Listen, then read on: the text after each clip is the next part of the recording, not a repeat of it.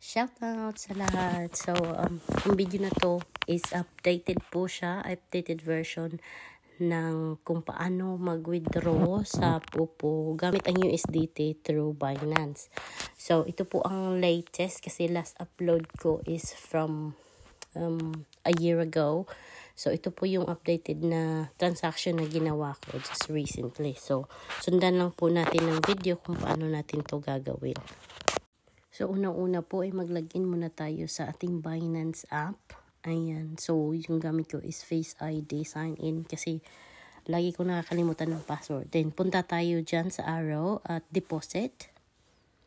Ayan. Click natin ang deposit at type natin sa taas ang USDT. Ayan.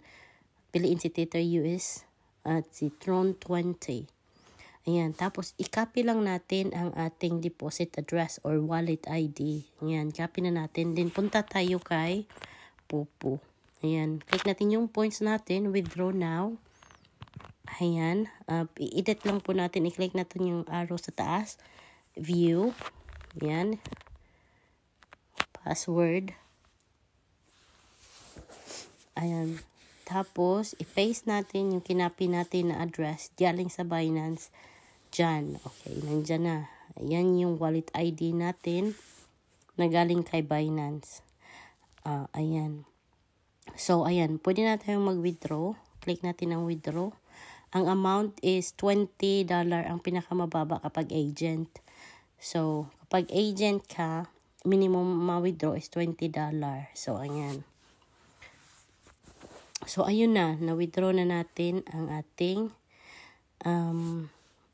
points. So, check natin. O, ayan. Hindi pa siya pumasok sa ating Binance. Kailan nating maghintay ng mga ilang minuto. So, ito yung message na na-initiate na ang ating withdrawal. At, ayan. Pag-check ulit natin kay Binance, andun na ang ating na-withdraw na USDT. So, ang gagawin naman natin is sell. Ayan, sell. Tapos, piliin natin yung USDT. So, ang ginawa ko, binabaan ko yung amount na withdrawin ko. Supposedly, 1986. So, ang withdraw ko is 1985 kasi may fee kasi na kukunin si USDT. So, ginawa ko, binawasan ko ng konti. Kung sa inyo, hindi siya mag-continue, i-adjust nyo lang yung amount. Like mga 1 points para ma-confirm nyo siya at ma-continue nyo ang pag-sale. Ayan, sale. Place order natin. I-double check na talagang pinili nyo ang Binance, ang GCash I mean. Ayan. So, place order tayo.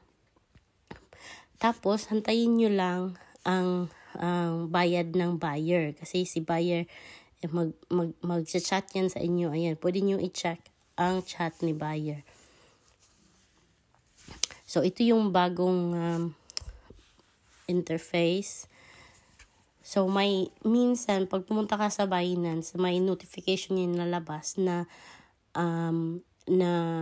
pinaprocess na yung withdrawal mo. Pero, kapag hindi mo nakita, ayan, puntahan mo lang sa notification at makikita mo doon na pumasok na ang Tron mo at saka na-withdraw na siya. Ang gagawin natin, ayan, punta tayo sa GCash at i-check natin na pumasok na ang bayad ni buyer. Ayan, pagpasok na, punta ulit kayo doon sa Binance app at payment receive new. Click nyo payment receive. I have received yung bayad ni buyer.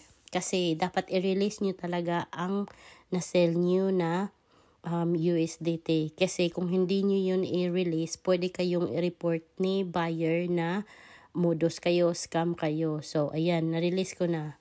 All done na yung transaction. So, puntahan natin sa ating Binance na home kung wala na ba talaga ang ating USDT at nakuha na talaga yon. Ayan, 0 na.